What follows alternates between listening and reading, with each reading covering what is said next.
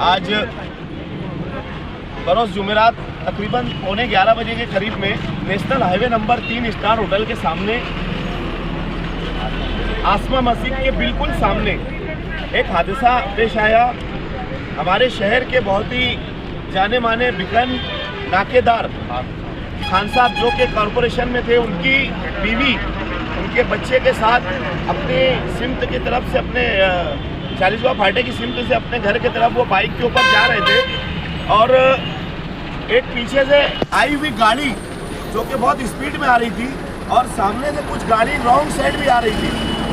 लड़के ने उसकी सेफ करने के उसको बचाने के लिए लड़के ने गाड़ी किनारे ले लिया, लेकिन जिस वक्त पीछे से गाड़ी आई, एक गाड़ी रॉन्ग साइड थी, वो गाड़ी को दबाने के लिए उसने इतनी ज़ोरदार इनको टक्कर मारी कि जो पीछे बैठी हुई खातून जिनका नाम अनीसा था, वो जगह पे ही उनको पिछले टायर अगले टायर के अंदर आके उनका इंतकाल हो गया। उनके सर के ऊपर से गाड़ी चली गई।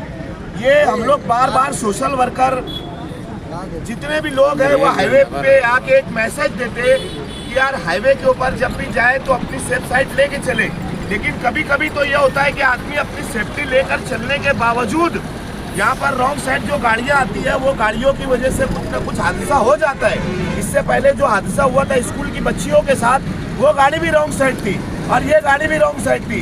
यहाँ के हमारे नौजवानों के अंदर इतना गुस्सा है रॉन्ग साइड गाड़ियों की वजह से कि हम लोग यहाँ पे आने के बाद हमारे फारूक भाई, नईम भाई, खालिद भाई, हम लोगों ने आके यहाँ पे पब्लिक को समझाया और समझा के पुलिस डिपार्टमेंट को फ़ोन करके उनको बुलाकर, मैं तो कोई डेड बॉडी उठा के देने के लिए तैयार नहीं था। हम लोग बार बार अपील कर रहे हैं कि यार इसको रोको। मालेगांव में दिन ब दिन हादसा बढ़ते जा रहे हैं और हादसे ऐसे होते हैं कि आदमी इंजर्ड भी नहीं होता, जख्मी भी नहीं होता है, डायरेक्ट जान से चला जाता है। हम लोगों ने बार बार इस पे अपील की है और मैं प्रशासन से, शासन से, डिपार्टमेंट से और यहाँ के लीडरान से हम लोग गुजारिश करते हैं कि कुछ ना कुछ बैठकर इसका हल निकाले। हमारे सोशल वर्कर बार बार इसके ऊपर आप लोगों को बोल रहे हैं कि दूसरे किसी भी शहर में आप चले जाओ, इतने हादसा नहीं होते जितने मालेगांव शहर के अंदर हादसा होते हैं। तो हम लोग अपील करते, गुजारिश करते कि इन लोगों के साथ जो आज हुआ, हम सब इसके दुख में गम में बराबर के शरीक हैं। शुक्रिया। जो ये हादसा हुआ तो ये एक लेडीज़ थी जिसका सर पूरी तरीके से डैमेज हो गया था।